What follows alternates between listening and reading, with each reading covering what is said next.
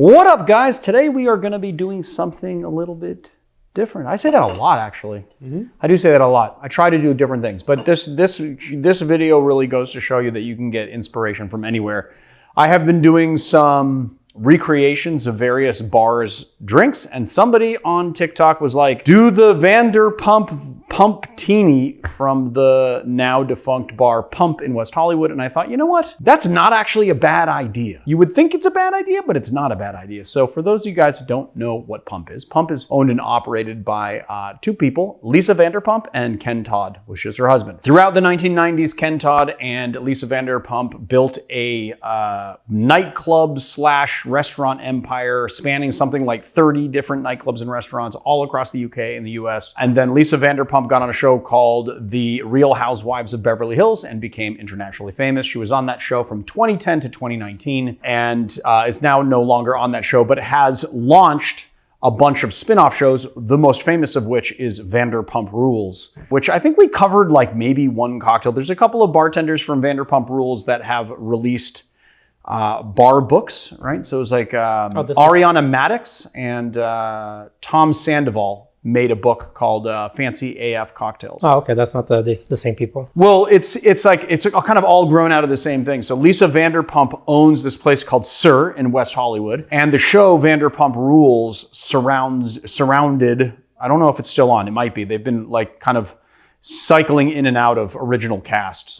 But this is like many years ago, they launched a reality show that just follows the lives of the bartenders and waiters and hosts and the people that work for her at that restaurant. Ariana Madix and Tom Sandoval were two main characters / people on that reality show, and they had a cocktail book called Fancy AF Cocktails, which we have covered, I believe, on this channel many years ago. During the pandemic, I was helping to create drink flavors for a company called Drinksmith. And Tom Sandoval had one of his own flavors with Drinksmith as well. Drinksmith has since gone out of business, and Tom Sandoval has since been canceled for his behavior on television, apparently. So then Tom Sandoval partnered up with Lisa Vanderpump to have a place around the corner from where Pump was and around the corner from Sir on on Santa Monica Boulevard in West Hollywood, called Tom Tom, which is him, Tom Sandoval, and then Tom Schwartz, which was his friend and both characters on the show. And then they partnered up with Lisa Vanderpump. Then they had another bar called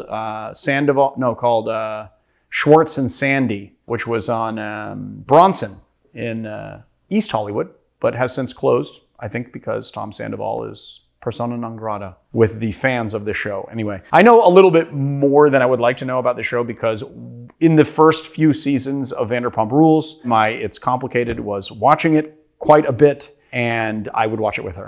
So I know kind of a lot about it. And yeah, actually in the early days of the show, just to tie this all back to Leandro, because we all want to tie this back to Leandro, when we were doing construction, we went to go live at a place called Park La Brea. And one of the people that was on Vanderpump Rules as like a minor character lived across the way from us, which was kind of odd. He wasn't a very talkative man. Anyway, that's what we're going to do. So I took a look at these recipes on the internet, and they looked a little bit crazy to me. The volume of these drinks is really high, so today we're doing my own adapted version of these drinks. Same ingredients. I've kind of messed with the ratios a little bit to give you just like a better, well, what I hope is a better version of it anyway. But if you guys want to go get the original, you can go get the original at Sir. I'm sure that they are probably doing these drinks at Sir, but Pump is gone. And if you're a fan of the show and you've taken exception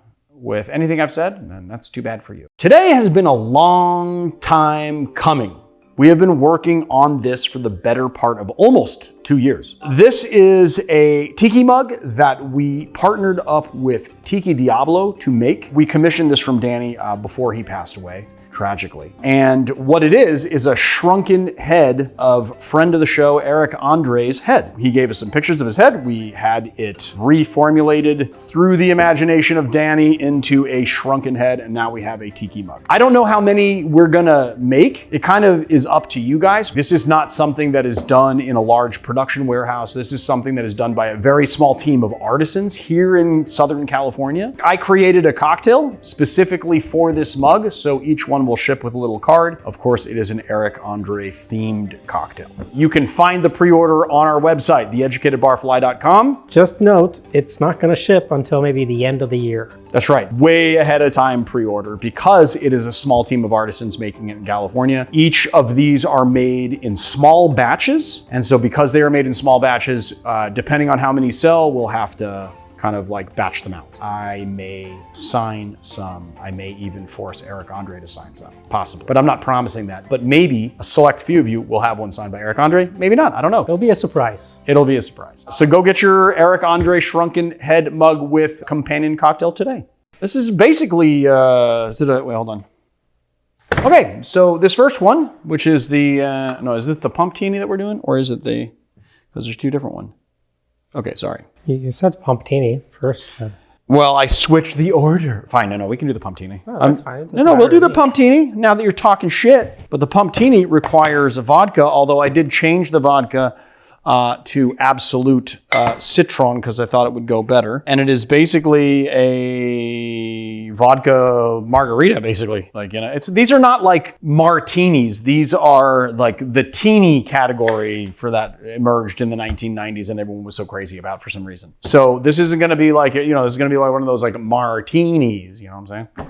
First things first, cut up a grapefruit. Do you think that one of these wedges would be 3/4?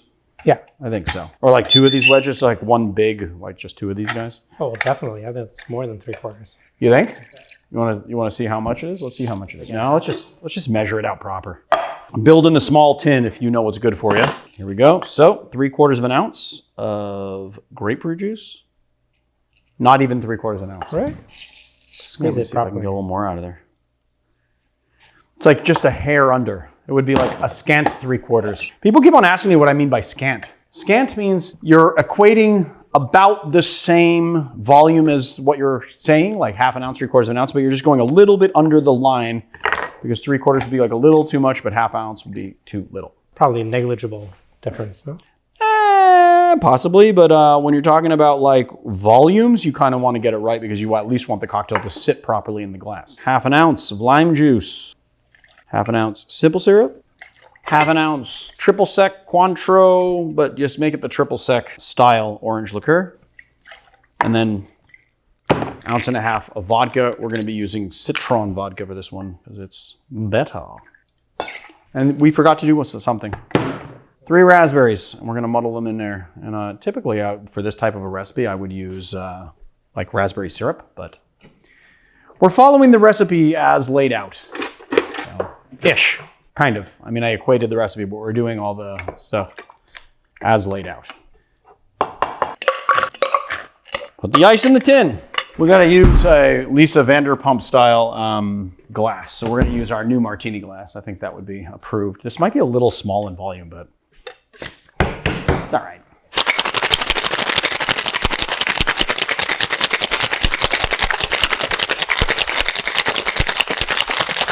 I gotta tell you, I'm loving these new tins.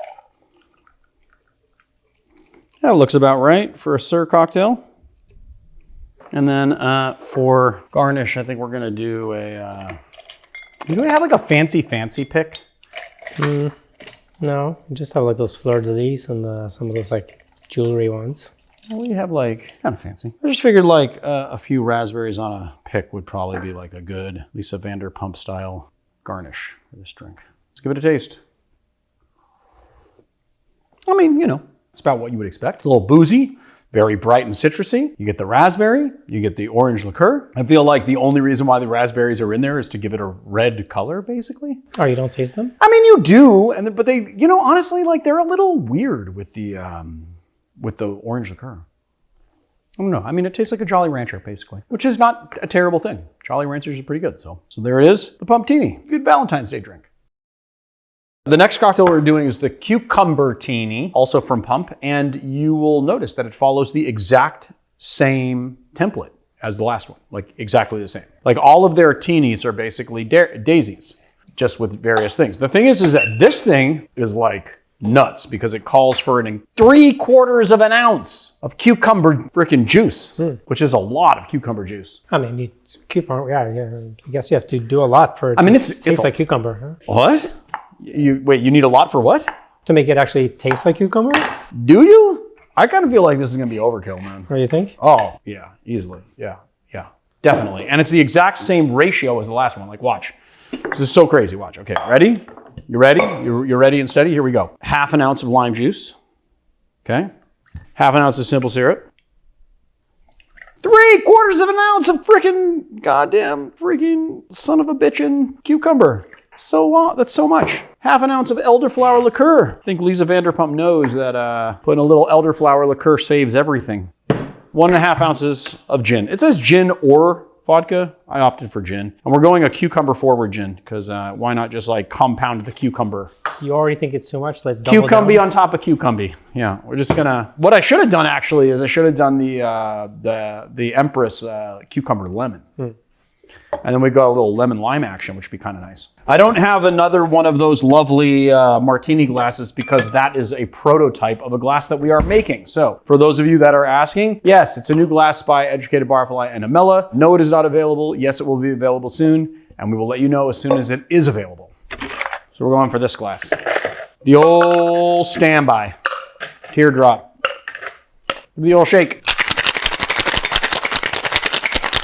We're going garnishless on this one, but I was just thinking, actually, if you wanted to do a cucumber ribbon, you could. We just don't have a cucumber for it because I juiced them all.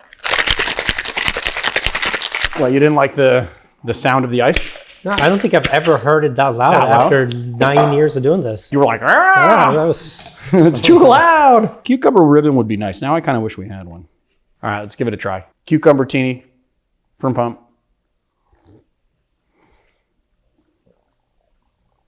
No. Elderflower and cucumber are a match made in hell. That is not good. We found the one thing. Elderflower just does not go with. I think it's too much cucumber, honestly. I think that if you took it down a bit, it's not terrible, but it's just like, it's very, very tart. It's almost as if the sweetness of the drink and the elderflower separates from the cucumber flavor. And it's a little bit just too like, it's just too cucumber forward, I think. I think that we need to take the cucumber down. We're gonna have to reconstruct this drink. I do not like it very much at all. It's not a great drink. There you go, the Cucumbertini from Pump in West Hollywood.